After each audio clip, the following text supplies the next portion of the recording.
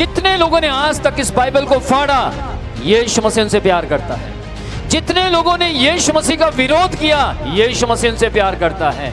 जितने लोगों ने चर्च तोड़े, यीशु मसीह उनसे प्यार करता है। जितने लोगों ने यीशु मसीह के नाम को गालियां दी, यीशु मसीह आज भी उनसे खुलेआम प्यार करता है। जितने लोगों ने आज तक इस बाइबल को फाड़ा, यीशु मसीह उनसे प्यार करता है। जितने लोगों ने यीशु मसीह का विरोध किया, यीशु मसीह उनसे प्यार करता है। जितने लोगों ने चर्च तोड़े, यीशु मसीह उनसे प्यार करता है। जितने लोगों ने यीशु मसीह के नाम को गालियां दी, यीशु मसीह आज भी उनसे खुलेआम प्यार करता है। बस यही फर्क है यीशु मसीह में और संसार में, इसलिए मैं उसका दीवाना हो गया। Praise the Lord. सिर्फ यही फर्क है। ध्यान दीजिएगा इस बात के ऊपर। आज किसी और ग्रंथ को फाड़ दिया जाए तो सोचो क्या होगा।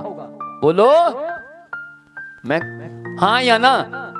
लेकिन यीशु मसीह के इस ग्रंथ को फाड़ा गया और यीशु मसीह ने कहा नहीं, इसे कोई कुछ नहीं कहेगा क्योंकि मैं इसी को बदलना चाहता हूं। चर्च तोड़े। गुजरात के अंदर में एक व्यक्ति से मिला जिसने 5 पास्टर को मारने की फिरौती ली थी, और आज वो व्यक्ति कहता है यीशु के सिवाय कोई खुदा नहीं है। मैंने उससे बोला आपने तो रिश्वत ली थी 5 पास्टर को मारने की। कहता जी मैंने पास्टर को मारने की रिश्वत ली थी, फिरौती ली थी, लेकिन उस यीशु ने रात को आकर कह दिया तूने मेरे पास्टर्स की, मेरे दासों की नहीं, मेरी फिरौती ली है। और उसने कहा कि ओ प्रभु आप कौन हैं? उसने बोला वही यीशु जो घूस लेने वालों को भी, पाप करने वालों को भी, गुनाह करने वालों को भी और मेरे नाम का विरोध करने वालों को भी प्यार करता है। और उसी दिन उस व्यक्ति ने अपना जीवन यीशु मसीह को दिया और उसने कहा प्रभु यीशु आज के बाद मैं तेरा प्रचार करूंगा। और ध्यान से सुनना, वो इतना बड़ा आदमी जिसके पास करोड़ों रुपया है, लोगों ने उसको कहना शुरू कर दिया तूने धर्म बदल दिया, तुझे पैसे से खरीद लिया। उसने बोला भाई बॉम्बे में मेरे पास 5 घर हैं, मेरे को किसी प्रॉपर्टी की कमी नहीं है, मुझे कौन खरीदेगा? लेकिन मुझे वाक्य में यीशु ने खरीद लिया है। Praise the Lord. ध्यान दीजिएगा इस बात के ऊपर, परमेश्वर का वचन क्या कहता है। मुझे मालूम है तुम्हें संसार में दुख होता है, मुझे मालूम है तुम्हें संसार में परेशानियां होती हैं, मुझे मालूम है तुम्हें अलग अलग प्रकार की समस्याओं से पीड़ित होना पड़ता है, मुझे मालूम है तुमने परेशानियां देखी हैं। यीशु मसीह यूहन्ना 16वां अध्याय उसकी 33 आयत में कहता है मैंने तुम्हारे लिए इस संसार के अंदर खून बहाकर इस संसार को खरीद लिया है। ये बात काफी लोगों को समझ नहीं आएगी। अच्छा खरीद लिया मतलब, ध्यान से सुनना, मैं जब 7 साल का था, 7 साल से लेकर 17 साल तक मैं बीमार रहा। बीमारी बीमारी बीमारी। अच्छा सुनो, एक सवाल है, क्या मैं बचपन से यीशु को मानता था? मेरे माता पिता जिसको मानते थे, हाँ या ना, उन्हीं को चंगा करना चाहिए था कि नहीं? पर यीशु ने चंगा क्यों किया?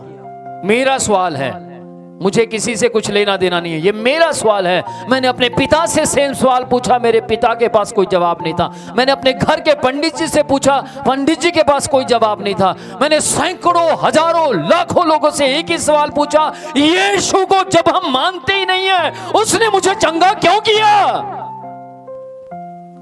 जब हम उसकी पूजा करते ही नहीं है, उसने मुझे चंगा क्यों किया? और मेरे परिवार के सब लोग हैरान, बात तो सही है यार, यीशु ने चंगा क्यों किया? फिर मेरे पिताजी बीमार हुए, मेरे पिताजी को यीशु ने चंगा किया। मेरी माँ बीमार हुई, मेरी माँ को यीशु ने चंगा किया। मेरा चाचा बीमार हुआ, मेरे चाचा को भी चंगा यीशु कर रहा है। मेरे मामा बीमार हुए, मेरे मामा को भी चंगा यीशु कर रहा है। फिर उसके बाद पीढ़ी दर पीढ़ी ताऊ जी चंगे हो रहे हैं यीशु के नाम में, ताई चंगी हो रही है यीशु के नाम में, मासी चंगी हो रही है यीशु के नाम में, मासड़ चंगा हो रहा है। कमाल है यार, सबको यीशु ही चंगा क्यों कर रहा है? किस किस को समझ आ रही है? ध्यान दीजिएगा, मेरी सभाएं जहां कहीं भी होती हैं, एक चिट्ठी मेरे पास आ जाती है और उस चिट्ठी पर लिखा होता है चंगाई मत करना।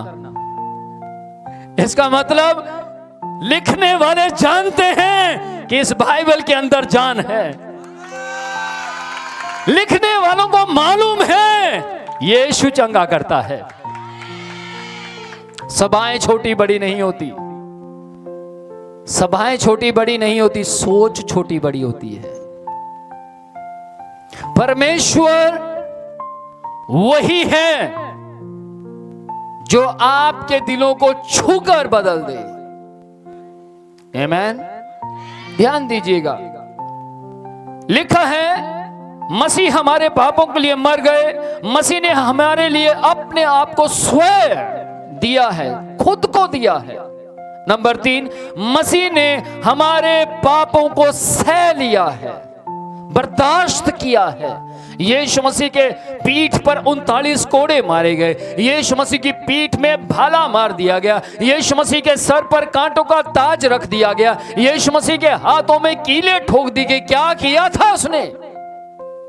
किसी से भी पूछिए, इतिहास गवाह है। आप गूगल पर डालें यीशु मसीह का क्या गुनाह था, किसी को नहीं पता। इजराइल गया मैंने इजराइल में जाकर लोगों से पूछा यीशु मसीह को यहां पर क्रूस पर क्यों चढ़ाया गया था? वो लोग कहते जी पता नहीं। किसी और से पूछा क्यों चढ़ाया था? कहते पता नहीं। लेकिन मैंने इजराइल में जाकर बताया यीशु मसीह को किसी ने क्रूस पर नहीं चढ़ाया था, बल्कि बाइबल कहती है, पत्रस में लिखा, पहला पत्रस 2 अध्याय उसकी 24 आयत में लिखा है, वह आप ही हम सब के पापों को लेकर क्रूस पर चढ़ गया। मेरा सवाल आपसे, अंधों को आंखें देने वाले को मारने का दम है किसी में? 4 दिन के मुर्दे को जिसने जिंदा कर दिया, कौन चढ़ाएगा उसको क्रूस पर? किसी में दम नहीं था। यीशु मसीह ने यायर की बेटी को कहा ये मरी नहीं, सो रही है, जबकि वो मर गई थी। रिपोर्ट कहती थी वो मर गई थी, लेकिन उसने कहा ये मरी नहीं, ये सो रही है, और वो उठकर बैठ गई।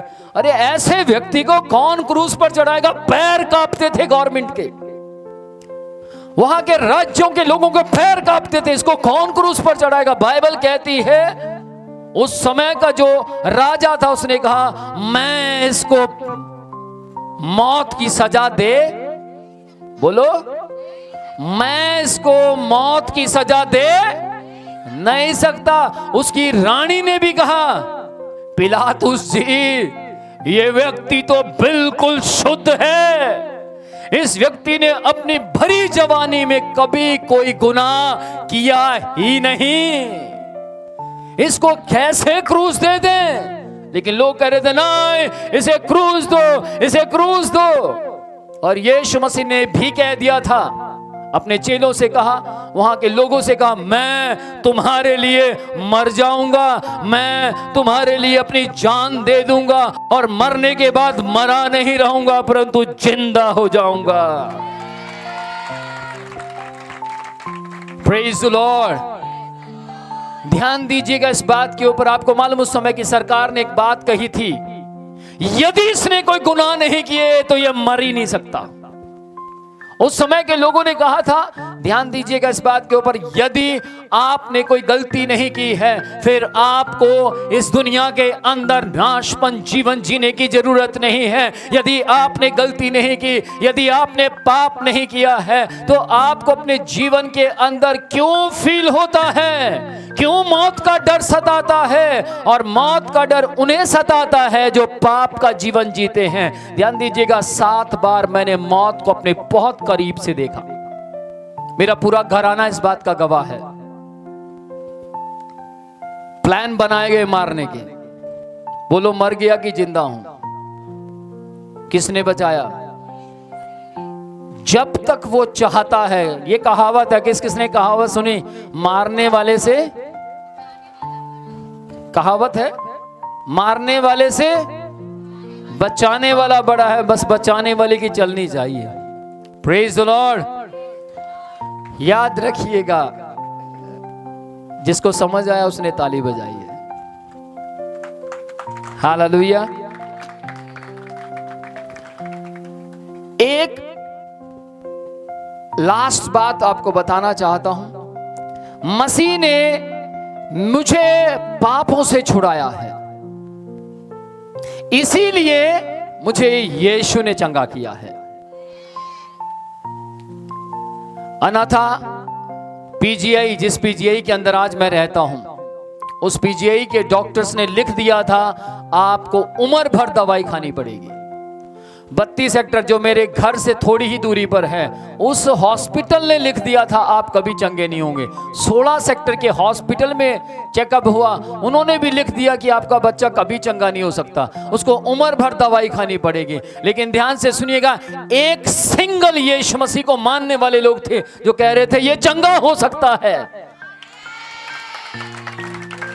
एक सिंगल यीशु की उपासना करने वाले लोग कह रहे थे आप चिंता ना करो अंकल जी, आप चिंता ना करो आंटी जी, आप बेफिक्र हो जाओ, बस आपको केवल विश्वास करना है। मेरे पिताजी गुस्से में आके कहते हम तो विश्वास करते हैं, कमाल है, ये कल्ला क्या कर लेगा? उन्होंने क्या बोला? कल्ला यीशु मसीह क्या कर लेगा?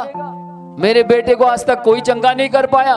पर वो महिला क्या कहती है? अंकल जी आप एक बार मेरे कहने से 1 महीना जैसा भरोसा वहां था वैसा भरोसा यहां करके देखो, आपका बच्चा चंगा हो जाएगा। मेरे पिताजी क्या कहते हैं? भाई मैं तो करता नहीं, साफ सी बात है, ये बीमार है इसको ले जाओ। किस किस को सुनाई दे रहा है? अब बीमार आदमी क्या विश्वास करेगा? मैं तो बीमारी से फंसा हुआ था, दिमाग काम नहीं करता था। उन्होंने बोला जी आपको विश्वास है यीशु मसीह के ऊपर?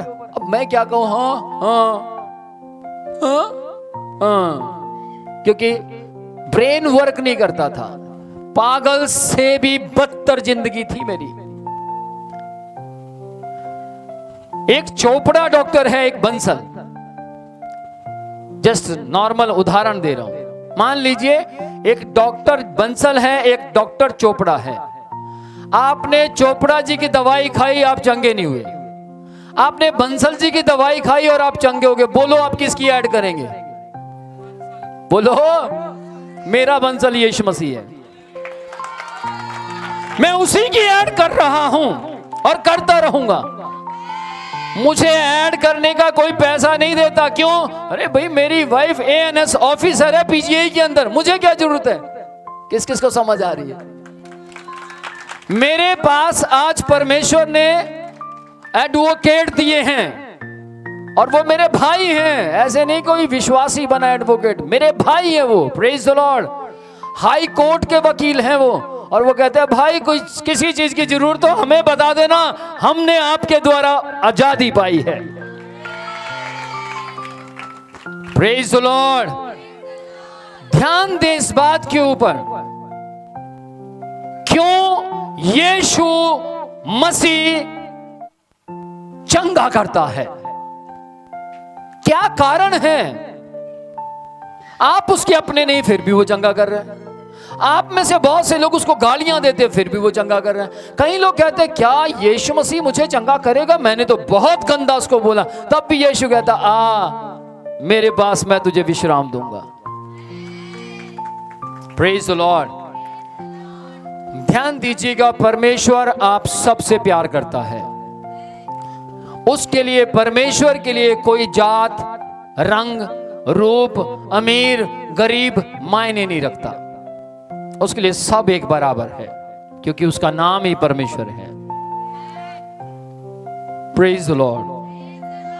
भेदभाव यहां से आता है, भेदभाव परमेश्वर से नहीं आता। मैं एक धर्म को मानता हूं, वो है इंसानियत धर्म। अगर इंसान की मदद करता है, उससे बड़ा धर्म कोई भी नहीं है। कौन कौन मेरे साथ है?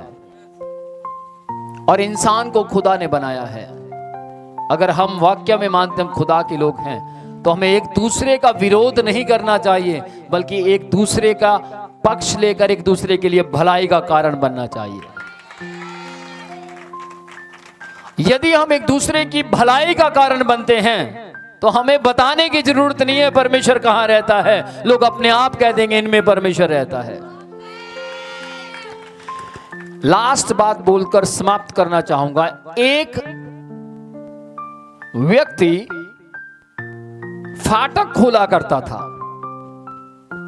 समझ पा रहे हैं? ट्रेन जहां से निकलती थी उसका फाटक खोलता था वो, और जो फाटक वो खोलता था वो एक पुल था, यानी कि वो ट्रैक बना हुआ था, और उसको अगर वो ऐसे कर देता था तो ट्रेन नहीं जा सकती थी, लेकिन ऐसे करता था तो ट्रेन जा सकती थी। समझ पा रहे?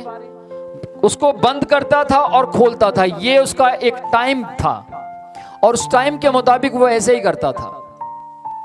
एक दिन क्या हुआ, हमेशा वो ऐसा करता था, लेकिन एक दिन वो अपने घर से अपने छोटे बच्चे को अपने साथ ले आया, और छोटे बच्चे को उसने, बेटा खेल जहां मर्जी, ये सब इलाका तेरे पिताजी का है, उसने उसको फ्री छोड़ दिया। और वो बच्चा, ध्यान देना, ये जैसे ट्रैक होता है जो जुड़ता था, उसके कन्नी पर बैठा हुआ खेल रहा था। अब क्या हुआ, उधर से ट्रेन आ गई, अलार्म बज गया। अब उसके दिमाग में टेंशन हो गई, अगर तो मैं फाटक बंद करता हूं, यानी ट्रैक बनाता हूं, तो मेरा बेटा कट जाएगा। किस किस को सुनाई दे रहा है? मेरा बच्चा कट जाएगा उस ट्रैक के अंदर। और अगर मैं नहीं बनाता, अगर ट्रैक नहीं बनाता, तो पूरी ट्रेन के अंदर बैठने वाले लोग कट जाएंगे। किस किस को समझ आए? पूरी ट्रेन के अंदर बैठने वाले लोग मर जाएंगे। वो व्यक्ति क्या करने लगा, सोच में पड़ गया, पर उसके पास ना तो मिनट थे, समझ पा रहे हैं ना, घंटे थे, उसके पास सिर्फ सेकंड और या सेकंड के अंदर टाइम था, और उसको सोचना था और एक्शन लेना था। और उसने क्या किया, एक विचार किया कि मैं क्या करता हूं, ट्रैक बना देता हूं, ज्यादा से ज्यादा क्या होगा, मेरा बेटा मरेगा, लेकिन बाकी पूरी ट्रेन के बच्चे बच जाएंगे। और उसने ऐसा ही किया, उसने एकदम से उस फाटक को, यानी उस ट्रैक को बना दिया, बटन दबाया और वो ट्रैक बन गया, और पूरी ट्रेन वहां से ऊपर से चली गई, और वो बच्चा बिल्कुल एकदम से पटाखे की तरह कुचला गया। और वो पिता रोता रहा। क्या ट्रेन को मालूम है, क्या ट्रेन के अंदर बैठने वाले यात्रियों को पता है कि किसी का बच्चा इस पटड़ी के बीच में कट गया? क्या किसी एक व्यक्ति को पता था कि हमारी जान के लिए कोई मर गया? नहीं पता था। ध्यान से सुनिएगा, सेम ऐसे ही यीशु मसीह इस दुनिया में आया, एक छोटा बच्चा बनकर वो बड़ा हुआ, और वो आपके और मेरे लिए मारा गया, गाड़ा गया, तीसरे दिन मुर्दों में से जिंदा हुआ, लेकिन किसी को नहीं पता। लेकिन उसके पिता को मालूम था कि मैंने एक व्यक्ति को इस दुनिया में जन्म दिया है, उसका नाम यीशु मसीह है, और उसके पिता ने खुद कहा कि इसे मरने दो, ये मरेगा, संसार बचेगा।